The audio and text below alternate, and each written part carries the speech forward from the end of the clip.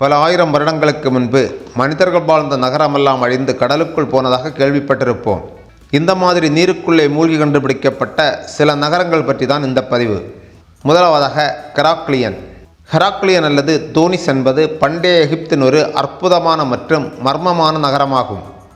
கிமு 8ஆம் நூற்றாண்டில் நிறுவப்பட்டதாக இது நம்பப்படுகிறது.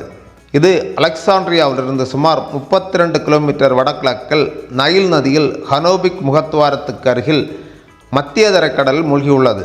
கிரேக்க புராணங்களில் உள்ள ஹெராக்லியஸின் பெயரால் இது அழைக்கப்படுகிறது. ஒரு காலத்தில் பரபரப்பான துறைமுக நகரமாக இருந்திருக்கிறது. பல நூற்றாண்டுகளாக வரலாற்றில் தொலைந்து போன இந்த நகரம் 2000ஆம் ஆண்டில் கண்டுபிடிக்கப்பட்டது. மூழ்கிய நகரத்தின் கோயில்கள், சிலைகள் மற்றும் பிற கலைப்பொருட்கள் உட்பட பல வரலாற்று பொருட்கள் கண்டுபிடிக்கப்பட்டன. ஏன் மூழ்கியது என்பது இன்னும் முழுமையாக புரிந்து கொள்ளப்படவில்லை. ஆனால் நிலநடுக்கம், வெள்ளம் மற்றும் நிலச்சரிவுகள் போன்ற காரணமாக இது மூழ்கி இருக்கலாம் என்று நம்பப்படுகிறது. இதை ஸ்கூபா டைவிங் மூலம் பார்க்க முடியும்.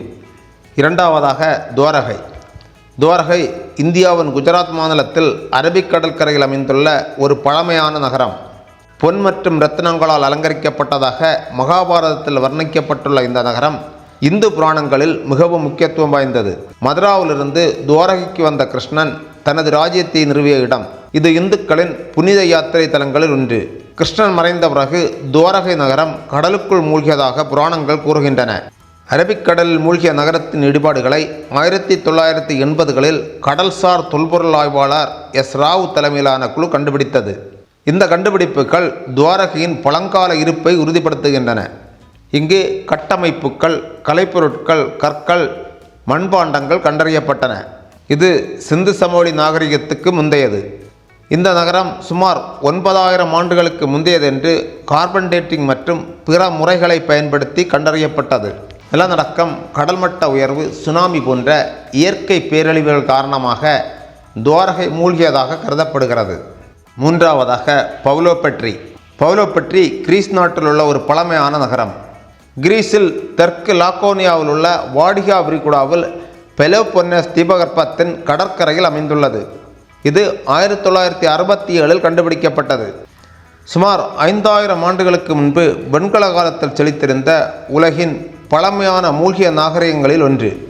வெண்கல காலத்திலிருந்து மினோவான் காலம் வரை வாழ்ந்த ஒரு நகரம் என ஆராய்ச்சியாளர்கள் நம்புகின்றனர். இங்கு வீதிகள், கட்டிடங்கள், கல்லறைகள் மற்றும் துறைமுகத்தின் பகுதிகள் கண்டுபிடித்துள்ளனர். இது நன்கு திட்டமிடப்பட்ட நாகரிகமாக இருந்ததை காட்டுகிறது. சோனார் மற்றும் 3D ஸ்கேனிங் போன்ற நவீன தொழில்நுட்பங்களை பயன்படுத்தி இந்த நகரத்தின் விரிவான வரைபடங்கள் உருவாக்கப்பட்டுள்ளன. டெக்டோனிக் செயல்பாடு மற்றும் கடலின் மட்டம் உயர்ந்தது ஆகியவை பவுலோபெட்ரி மூழ்கியதற்கான காரணங்களாக கருதப்படுகின்றன. நான்காவதாக போர்ட் ராயல். போர்ட் ராயல் ஜமைக்காவில் உள்ள ஒரு நகரம். இது 17ஆம் நூற்றாண்டில் கரிபியன் கடலில் ஒரு முக்கியமான துறைமுகமாக இருந்துள்ளது. உலகின் பணக்கார மற்றும் மோசமான நகரம் என்று அழைக்கப்பட்டது. கரிபியன் கடற்கொள்ளையர்களின் மையமாக இருந்த இது ஒரு பரபரப்பான வணிக மற்றும் கேளிக்கை தளமாக இருந்துள்ளது.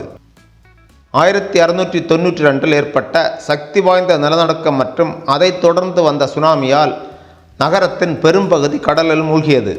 மூழ்கிய நகரத்தில் இருந்து ஏராளமான கலைப்பொருட்கள் மீட்கப்பட்டுள்ளன. இவை அந்த காலத்தின் வாழ்க்கை முறையை வெளிப்படுத்துகிறது. இது வரலாற்று ஆர்வமுள்ள சுற்றுலா பயணிகளுக்கு ஒரு பிரபலமான இடமாகும். ஐந்தாவதாக அட்லட்யாம். அட்லட்யாம் என்பது இஸ்ரேலின் கடற்கரையில் அமைந்துள்ள ஒரு மூழ்கிய நியோலித்திக் கிராமம். வரலாற்று சிறப்புமிக்க இடங்களில் ஒன்றான இது கிமு 7000 மற்றும் 6300க்கு இடைப்பட்ட காலத்தை சேர்ந்தது என்று கார்பன் டேட்டிங் மூலம் கண்டறியப்பட்டுள்ளது. வீடுகள், கிணறுகள் மற்றும் மனித எலும்புக்கூடுகள், விலங்குகளின் எலும்புகள், கருவிகள் மற்றும் ஒரு வட்டமான கல் அமைப்பு கண்டுபிடிக்கப்பட்டுள்ளன. அட்லட்யாம் ஒரு விவசாய சமூகமாக இருந்ததையும் அந்த கால மனிதர்கள் கடல் வளங்களை எப்படி பயன்படுத்தினார்கள் என்பதையும் காட்டுகிறது. கடல் மட்டம் உயர்ந்ததால் இந்த நகரம் கடலில் மூழ்கி இருக்கலாம் என்று நம்பப்படுகிறது. ஆறாவதாக பேயா.